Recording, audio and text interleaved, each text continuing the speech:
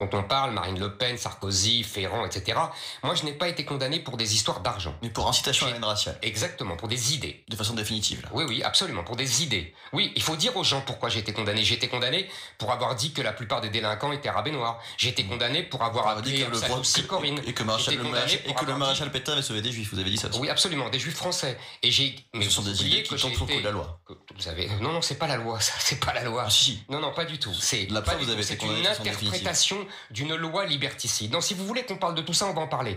Parce que moi, je ne suis condamné pour des idées. Je ne suis pas un délinquant. Je suis un dissident contre un système totalitaire et liberticide où des associations, des parasites, je les appelle les parasites d'associations antiracistes, utilisent la justice avec la complicité des juges rouges pour empêcher ma parole de porter et pour accessoirement me ruiner, etc. Donc non, moi, je me défends, je me bats contre une invasion migratoire que je pense destructrice pour la France, et je suis condamné pour cela. Donc il n'y a aucune comparaison avec les autres. L'entend le gnome, le journaliste, il lui a dit ça tombe sur le coup de la loi. Il a dit non, ça c'est une interprétation de la loi.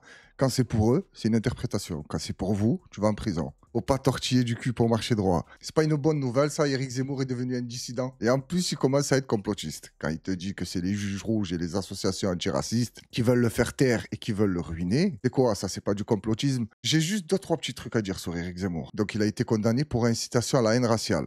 Donc, c'est un délinquant. Il nous dit que la majorité des délinquants, c'est des Noirs et des Arabes. Tu n'es ni Noir ni Arabe. Comment ça se fait que tu es un délinquant? Les histoires du supermarché que tu oublies de payer.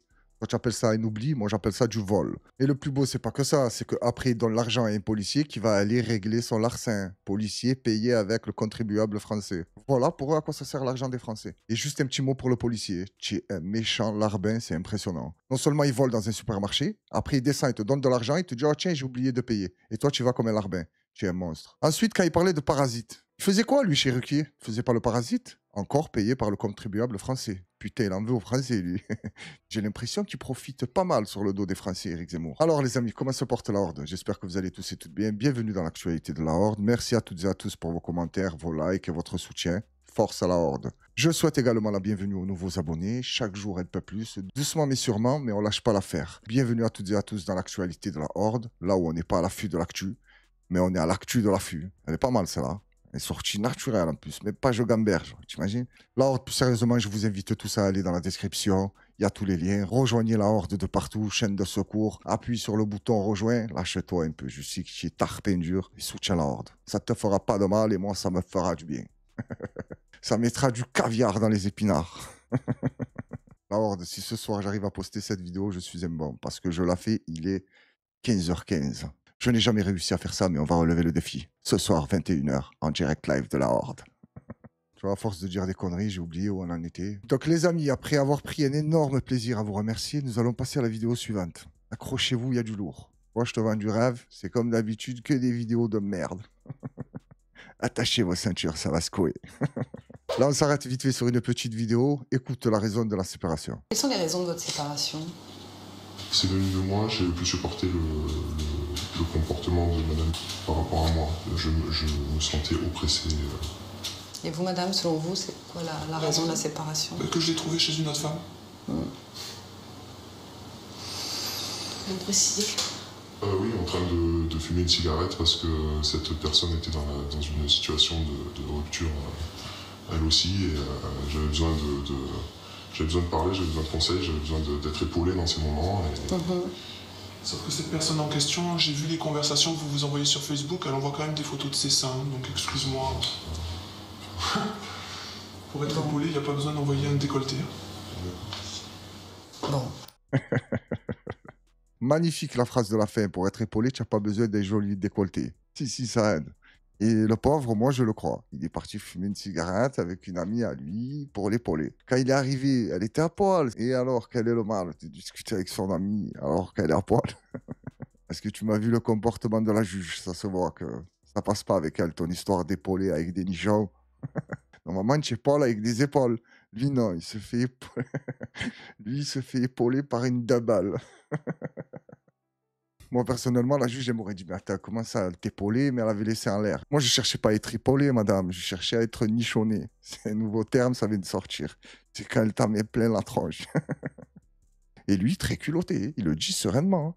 Non, je voulais être épaulé dans ces moments-là. Je suis allé la voir. Elle aussi, elle s'est séparée. Donc, on s'est retrouvés un peu seuls. On s'est soutenus mutuellement. Et d'un coup, je ne sais pas ce qui s'est passé. J'étais en levrette. Je dis, qu'est-ce qui se passe? Pourquoi tu fais ça? Je me suis senti vraiment agressé. Ah, les hommes, il vous en faut pas beaucoup pour craquer. Je dis ça parce que je me sens pas concerné. Moi, il en faut pour que je craque. Moi, c'est pas une décolletée qui me fait craquer. Moi, même si elle a la veste fermée, je suis affolé. Bon, là, on s'arrête sur une vidéo, là, c'est moins rigolo. Un jeune de 18 ans, il s'est fait tabasser en pleine gare routière à Ivry-Courcouronnes. C'est ça? Je ne savais même pas que ça existait. Les coups pleuvent en continu. Au sol, un jeune homme de 18 ans. Face à la violence de ces images, nous avons décidé de ne pas diffuser l'intégralité de cette agression. La rixe s'est produite hier vers 17h30 à Ivry-Courcouronnes, dans l'Essonne, aux abords d'un quai de cette gare routière. Au moins 2 individus s'en prennent à un jeune homme, le traînent au sol et le rouent de coups. Sur les images, 2 personnes semblent vouloir repousser les agresseurs, en vain. Malgré l'intervention des secours, la victime ne pourra jamais être réanimée et décédera 1 heure plus tard. Un déferlement de violence qui bouleverse les habitants. C'est attristant, c'est choquant, et on se dit qu'en fait, on n'évolue pas. Je manque de mots. Ça reste une vie qui a été prise. Enfin, c'est un enfant de 18 ans, il avait mon âge. Il nous a dit de faire attention parce que y avait quelqu'un avec un couteau qui attendait devant. Enfin, en fait, il y a beaucoup de choses, quoi. C'est pas un fait isolé du tout, ça arrive de plus en plus souvent. La victime était scolarisée dans ce centre de formation en Essonne. Ce soir, les circonstances de l'agression restent inconnues, mais selon les chiffres de la préfecture, ce département de région parisienne est particulièrement touché par les affrontements entre bandes rivales. On peut atteindre les 110, 120, 130 rixes par an constatés sur le département de l'Essonne. C'est un tiers des risques qu'il concentre au niveau national. Une enquête a été ouverte pour homicide volontaire et violence volontaire en Réunion. Les images de vidéosurveillance de la gare routière sont en cours d'exploitation pour tenter d'identifier les agresseurs, toujours activement recherchés. Nous vivons dans un monde très dangereux. Nous sommes tous au courant de ça. Ce que j'arrive moins à comprendre, c'est comment ça se fait que dans une gare en pleine journée, il n'y a que des personnes qui sont venues aider. Et de nos jours, donner la mort, c'est devenu banal. Hein. Moi, ce que je capte comme différence entre avant et aujourd'hui, c'est qu'avant, quand ça tuait quelqu'un, il y avait le regret, il y avait la peur, il y a le putain, qu'est-ce que j'ai fait? De nos jours, ça tue, ça rigole. Ça chante, ça dit je l'ai tabassé, je me suis régalé. Moi, lui qui rigole avec moi, je le monte en l'air. Il n'y a plus de regrets, il n'y a plus de peur, il n'y a plus d'inquiétude. Croyant ou non. Et j'ai rigolé un moment pendant le sujet, je rigolais pas du petit qui est mort. Hein. Vous avez bien compris. C'est la jeune qui m'a fait rire, là, qu'ils ont interviewé. Elle t'a dit, c'est un enfant. Et après, elle t'a dit, mais il a mon âge, il a 18 ans. Je tenais à préciser au cas où des gens se disent, il est bizarre, lui. Il y a la mort d'un petit jeune de 18 ans. Et ça le fait marrer. S'il y en a un qui a pensé ça, c'est pas moi qui est pas net. Il repose en paix, force à sa famille. Et c'est triste à dire, mais il y en aura d'autres. On peut même être les prochains, tu imagines? J'ai qu'une phrase à dire là. Cela explique cela. J'ai pu connaître 4 agressions ces 3 dernières années, alors que ça m'était jamais arrivé jusqu'alors. C'est un traumatisme parce que quand on est gendarme, on n'imagine pas qu'on sera à notre tour victime de violence, puisqu'on est là pour rendre service aux gens. Comment on fait pour accompagner ces gendarmes victimes? Ce que dit mon camarade là est assez criant d'une vérité. Le gendarme, avant tout, il est présent pour protéger la population. Tous les jours, quand un gendarme, femme comme homme, quitte son domicile pour travailler sur le territoire, il sait qu'il peut être confronté à une forme d'adversité. C'est pour ça que je parlais de la formation, parce que c'est important qu'il y ait une prise de conscience. Mais derrière, effectivement, quand ça survient, il faut que la gendarmerie ne laisse pas sur le bord de la route ces gendarmes qui sont choqués lorsque les faits peuvent être particulièrement violents. Il y a des syndromes post-traumatiques. Il y a des blessures psychiques et des blessures physiques. Ouais. Dans les deux cas, ça peut amener à ce que le militaire ne puisse pas reprendre immédiatement son travail ou qu'il soit amené à être muté. Là-dessus, il y a plus de 430 personnels en interne de la gendarmerie qui sont chargés à l'accompagnement des personnels, en plus de psychologues cliniciens qui travaillent énormément à ce qu'on puisse reconstruire le psychisme de la personne pour qu'on lui permette de retourner sur le terrain ou, comme je le disais tout à l'heure, éventuellement qu'elle soit amenée à devoir être mutée. Dans tous les cas, c'est un accompagnement qui se fait également pour la famille. Je parlais tout à l'heure des conjoints, c'est une force importante. On travaille où on vit où on travaille. Le gendarme vit en caserne.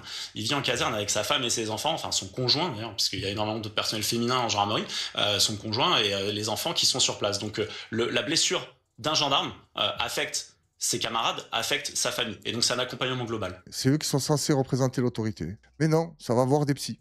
Je sais que c'est des humains, que ça peut arriver, ils peuvent craquer, ils peuvent Ils peuvent devenir fous, ils peuvent tuer des gens, hein, comme un certain Alain Lamarre. Encore une histoire qui va coûter très cher à la France. Hein. C'est-à-dire accompagnement global. Ça veut dire toute la famille. Tu as des oncles et des tantes.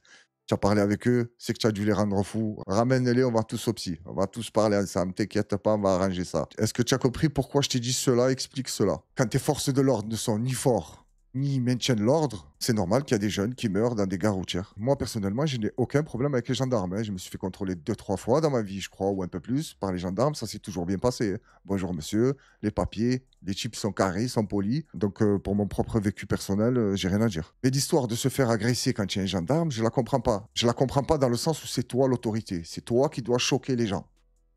Pas les gens qui doivent te choquer.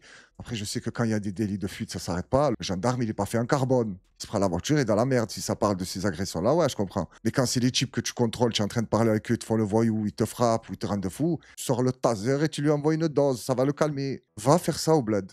À essayer de rendre fou un policier. Tu vas vite te rendre compte que c'est pas le policier qui va aller voir un psychiatre. Hein. C'est toi et un médecin d'urgence. Parce qu'au bled ou en Afrique, tu n'as même pas l'idée de leur parler mal ou essayer de les rendre fous. Juste, tu fermes ta gueule, il n'y a pas d'autre choix. Il est là, il te contrôle, tu as l'impression que c'est le président de la République du monde. Gros ventre, tu le vois, il mange bien. Tu le vois que là-bas, le flic, il consomme. Il est là, il te regarde avec un air hautain, arrogant. Genre, vas-y, parle, fais le malin. Ouais, tu vois comment je suis un peu. Ça m'est arrivé d'être taquin 2-3 fois avec eux. C'est pas leur délire d'être taquiné. Je me suis retrouvé à renifler des tibias. Mais ça démontre aussi le déclin de l'Occident. Il y a trop de délires bizarres. Tu sais pas d'où ça sort, ces histoires de wokisme, que tu te prends pour des chiottes ou des casseroles, ou je sais pas moi, pour qu'ils se prennent des chiens, des animaux. Ça va pas, c'est la décadence. Ça, c'est quand un pays, ou une civilisation, ou un continent, ou ce que tu veux, devient fou. C'est pas normal. Je suis pour la liberté de tous. Mais ne viens pas nous rendre fous à nous imposer tes idées de tu veux être un renard et un canard et je sais pas quoi. Fais-le chez toi. Pourquoi tu fais chier les gens à essayer d'imposer ces idées? Fais le canard chez toi ou fais l'aspirateur chez toi. Parce que des fois, ils se prennent pour des aspirateurs aussi. Par contre, je sais pas par où ils aspirent tout.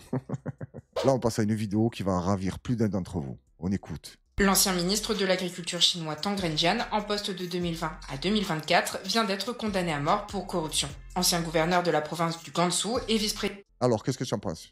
Juste le début de la vidéo. Voilà, détournement de fonds, condamné à mort. Bon, avec sursis. Président de la région autonome du Guangxi, Tang Renjian aurait accepté entre 2007 et 2024 des pots de vin en espèces et en biens pour plus de 268 millions de yuan, soit environ 32 millions d'euros. Le tribunal populaire intermédiaire de Changchun a jugé que l'accusé, Tang Renjian, avait accepté des pots de vin d'un montant extrêmement élevé et avait causé des pertes particulièrement graves aux intérêts de l'État et du peuple, méritant ainsi la peine de mort. Selon le communiqué de la Commission centrale de contrôle de la discipline, Tang Renjian a avoué ses crimes et a donc été condamné à la peine capitale dimanche avec sursis à exécution de 2 ans. Il a aussi été privé de ses droits politiques à vie ainsi que de tous ses biens personnels. Mais cette condamnation n'est pas un cas isolé, elle s'inscrit dans une vaste campagne anti-corruption lancée par le président Xi Jinping depuis son arrivée au pouvoir en 2012 et qui vise à nettoyer l'administration et les entreprises chinoises. Depuis, selon les chiffres officiels, plus d'1,5 million de cadres du parti, formant l'élite politique, industrielle et financière du pays, ont été sanctionnés. Pour les partisans de Xi Jinping, cette campagne permet d'assurer une gouvernance irréprochable, mais pour certains analystes, elle permet surtout au président d'écarter et de faire tomber ses potentiels rivaux politiques. Moi, cette vidéo m'a fait plaisir, même si ça reste avec sursis, je m'en fous. Le mot a été prononcé. Détournement de fonds, peine de mort. C'est ce que ça veut dire? Ça veut dire que si Nicolas Sarkozy aurait été chinois, il serait mort.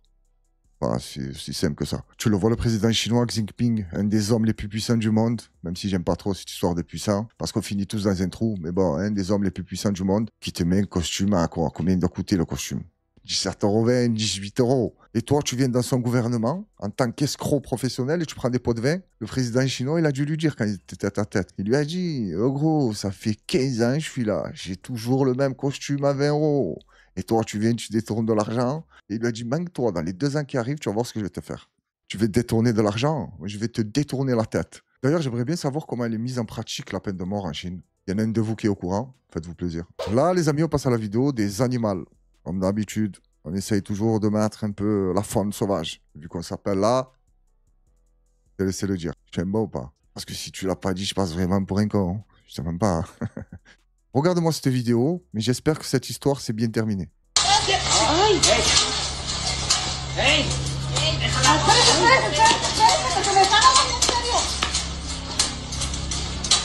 Premièrement, pourquoi il arrive à sortir ses pattes? Deuxièmement, la femme est très radine. Elle avait juste à lever sa veste et sa vie était hors de danger. Mais elle ne voulait pas lâcher la veste. Troisièmement, le type qui essaye de l'aider. Il est détendu. Il n'y a rien de grave. Sa mère, Wendy, elle se fait bouffer par un tigre, mais lui, il a le sourire et essaye de lever la patte. Après, tu me diras, quand tu as grandi avec les tigres, ça doit être moins choquant que nous, qu'on n'a pas vécu avec. Mais je pense que pour le tigre, c'est pareil. Que tu aies grandi avec lui ou non, quand il commence à déchiqueter, c'est pareil. Mais ça reste un animal magnifique, le tigre. J'aimerais énormément avoir un tigre et un lion. J'ai déjà la lionne.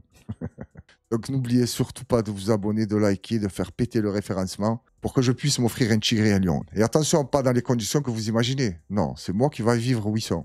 T'as compris le coup? C'est exactement comme ça que je vois les hommes et les femmes politiques. Regarde.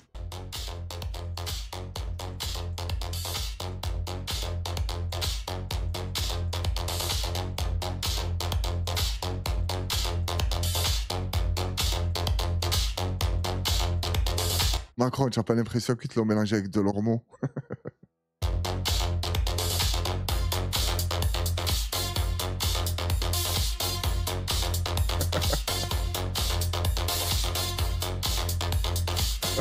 Ah, c'est des fous comme ils ont fait Mélenchon. Par contre, il y a un truc, je suis pas d'accord, c'est Marion Aubry. Ils t'ont fait une Shakira du Maghreb, regarde. Angie Marine, hein. Regarde-moi ça. Arrête-toi. Oh, Marion. Regardez-la. Lui-même un faux, il est éclaté. Elle devrait faire cette coupe de cheveux, Brigitte, ça lui va bien, je trouve. Est-ce que tu m'as vu Marion Aubry comme si c'était une beauté dans ce truc? L'IA, elle a déconné, là, hein, parce qu'en vrai, c'est pas du tout ça. Hein. Imagine-toi, tu rencontres Marion Aubry sur les réseaux sociaux, elle t'envoie cette vidéo. Là, tu te dis, je suis Max, oh là là, je suis tombé sur un bonbon. Donc, je m'installe, j'attends. Attention si elle arrive en retard. Hein. Parce que si tu m'arrives avec la tête de Manon Aubry et en retard, ça va mal finir. Donc, je suis assis, j'attends, je bois mon truc. Et là, elle arrive, Manon Aubry. Je la regarde. Je dis, bonjour, la Horte, c'est vous? Qu'est-ce que tu racontes? Oh, va là-bas. Oh, vas-y, va là-bas. J'attends un bonbon. Là. Tu parles avec moi? Et là, elle me dit, non, mais c'est moi, Caniche des Sables. Comment ça, c'est toi, Caniche des Sables? Et là, je dis, non. Sérieux? Oh, tu te sens pas qu'ils deviennent mouvants, les sables, pour que tu disparaisses de ma vie? Là, petit flashback, on repart 58 ans en arrière quand la télé est passée de noir et blanc en couleur. Regarde. 8, 7, 6, 5, 4, 3. Y'a rien.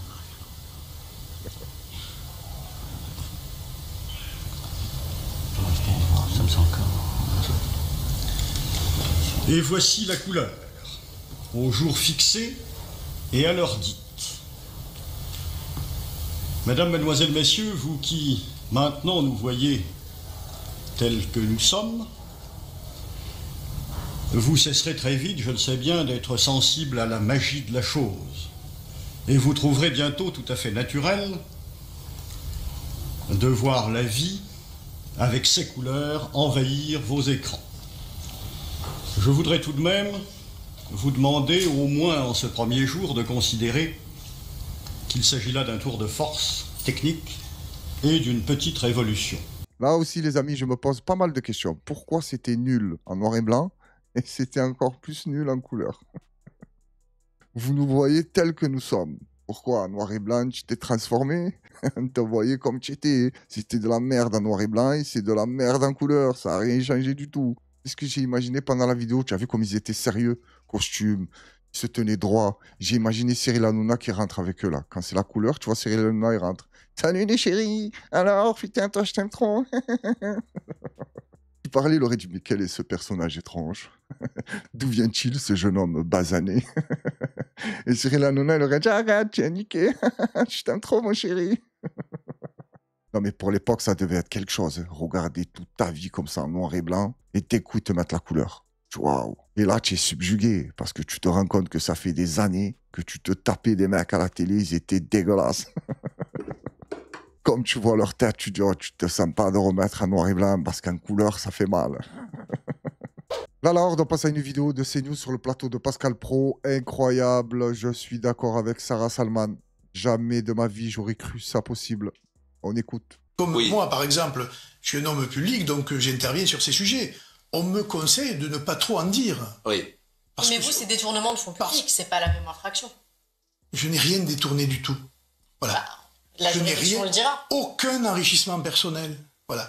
C'est l'utilisation des assistants parlementaires qui est en jeu. C'est la justice qui le dira. Oui, non mais je vous le dis. Le terme est pompeux, mais derrière, il n'y a rien. Après, on peut se poser la question, est-ce qu'il est souhaitable de pouvoir se soumettre au suffrage universel direct quand on a un casier judiciaire? C'est une question qu'on peut se poser. En fait, moi, ce que je veux, c'est que le peuple tranche. Oui, mais vous voyez, moi, par exemple, je suis avocate et je dois donner un casier vierge pour prêter serment. Pourquoi les politiques pourraient, avec un casier judiciaire, se soumettre au suffrage universel direct? Parce que vous n'êtes pas élu. Et que c'est le peuple. Mais il y a beaucoup de politiques qui avaient dit justement qu'ils voudraient un casier vierge pour se présenter. Et je crois que Marine Le Pen en faisait partie. Non, mais c'est la question du peuple souverain. C'est un vrai débat. Qu'est-ce qui doit décider? Est-ce que c'est le peuple souverain? C'est le peuple souverain. Ou est-ce que ce sont finalement les juges? Effectivement, l'utilisation de détournement de fonds publics, qui est souvent fait pour ceux qui ont attaqué, en l'occurrence, Marine Le Pen. C'est pas ça le vrai sujet, parce que les gens te disent... c'est quand même un sujet de détourner plusieurs millions. Ne tombez pas dans ce piège. Non, mais je vous dis, Sarah, que ce soit pour le RN, pour LFI, pour tout le monde. Qu'est-ce qui s'est passé avec Sarah Salman? Je rêve ou elle a dit des vérités là sur le plateau de CNews face à Pascal Praud? Est-ce que tu as vu la réaction de Pascal Praud à la fin? Elle lui a dit mais c'est un sujet quand même, hein, détourner plusieurs millions. Il a regardé, il a dit tombez pas dans ce piège. C'est quoi le piège? C'est la justice? Parce que c'est pas des journaux qui ont condamné Marine Le Pen, hein, c'est la justice de ton pays, Pascal. Quel piège? Je comprends pas. Et le casier judiciaire? Il lui a dit non, parce que vous n'êtes pas élu. Vous n'êtes pas élu. Justement, ça devrait être plus important pour les gens qui sont élus, de ne pas avoir de casier. Et l'autre, au début, elle lui a envoyé normal, mais vous, c'est des détournements de fonds. Oh, il était choqué, il s'est retourné, il a dit non, moi, j'ai rien détourné. Hein. Elle lui a sorti de bon cœur. Mais qu'est-ce qui s'est passé? D'habitude, elle est toujours là, elle dirait un peu des bêtises, elle a l'air déconnectée. Là, elle s'est reconnectée. Mais Sarah, va falloir se calmer hein, si tu veux pas sauter de tes plateaux télé. Là. Tu es de partout, d'ailleurs. D'ailleurs, je sais pas comment tu fais pour être de partout, être avocate, être avec Luc Besson. Tu dors pas, Sarah. Putain. Là, on va se quitter avec cette vidéo que j'ai gardée spécialement pour la fin, parce que j'aime beaucoup ce qu'il raconte dedans. On écoute. L'un des syndromes les plus tristes en psychologie, c'est la malédiction du savoir. C'est quand tu comprends trop, trop vite. Quand chaque mot, chaque silence, chaque regard est décortiqué par ton esprit avant même que l'autre ait fini de parler. Tu vois les contradictions, les mensonges derrière les sourires, les blessures que les autres essaient de cacher. Ton cerveau, trop éveillé, ne sait plus se reposer. Le cortex préfrontal s'emballe, l'amygdale s'active au moindre détail, et le système nerveux reste en alerte constante. Tu analyses, tu anticipes, tu prévois. Comme si ignorer quelque chose était plus dangereux que de tout savoir.